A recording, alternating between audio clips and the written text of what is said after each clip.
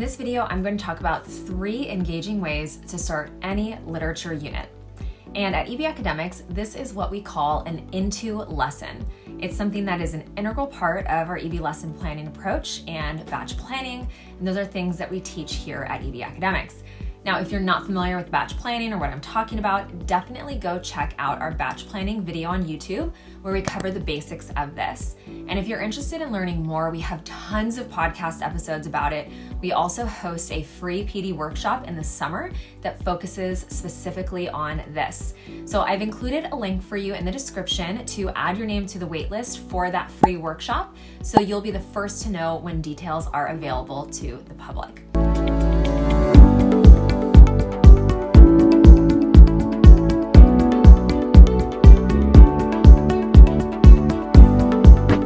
All right, let's dive back into the concept of the into lesson. Now, with an into lesson, your number one goal is to grab your students' attention. That's it. We want to get them interested from the get-go. Now, there are 3 important aspects to keep in mind when thinking about your into lessons for your units. A quality into lesson sets your students up for success in the upcoming unit. It's typically like one lesson and lasts no more than 1 or 2 class periods. It could even last for like half of a class period in some instances. And this is where you might want to provide background knowledge, introduce key vocabulary, or simply set the scene for your unit of study. The very important thing to remember though is that this lesson should be super engaging to get students to buy in. All right, so now that we know what an into lesson is, I want to talk about 3 different and highly engaging into lessons that you can use with any literature unit. Now, before we do, be sure to hit subscribe where you're watching this video for more like this one.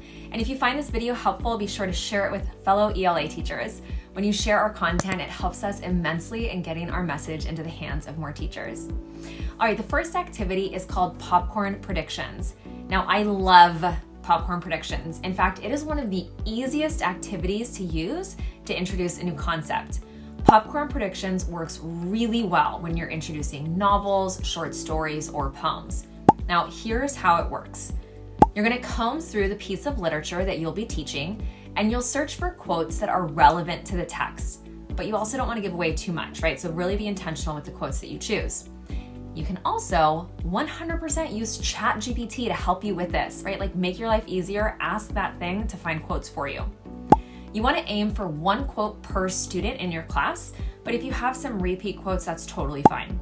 So you'll type up the quotes, print them out, and cut them into strips, so each quote is on a separate strip of paper. So each student gets 1 sentence strip and a recording sheet. So they'll read that sentence strip and they'll make a prediction about the text based on that particular quote. Then after they write their first prediction, they will then pop around the room, switching quotes with a classmate and making a second prediction. So students will do this anywhere from like 3 to 4 times. And after that, they will make a final prediction about the text to share with the class.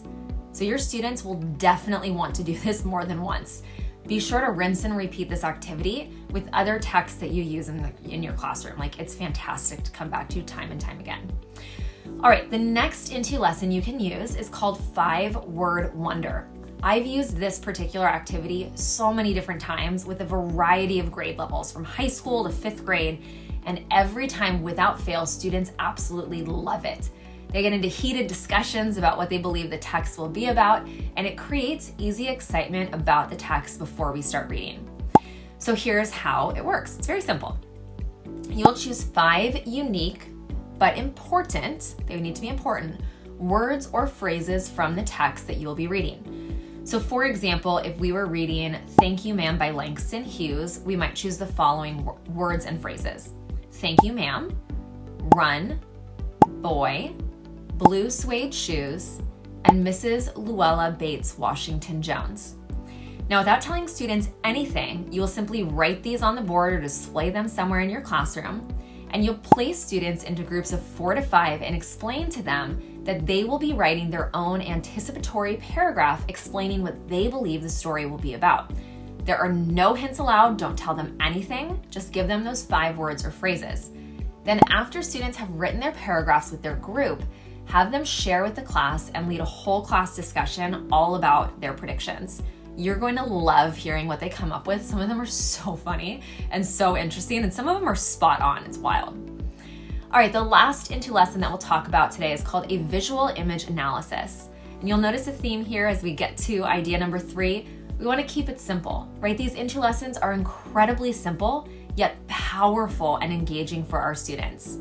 So the visual image analysis, here's what you need to know to get started with this Into lesson. You will choose an image that connects to the time period, the historical context, the theme, the character, the setting, or the topic, whatever you choose, but an image that will relate to the text that you will be reading or the unit that you will be analyzing. So you'll display that image somewhere in your classroom and have students analyze the image through the following lenses. Number 1, scan. What do students first notice? Number 2, observe. Students should make observations about the image. And number 3, predict. Provide students with 4 to 5 questions that have them making predictions about the text based on the image. And there you have it. We hope you love using these ideas in your classroom with your students. And if you haven't subscribed yet, be sure to hit subscribe where you're watching this video.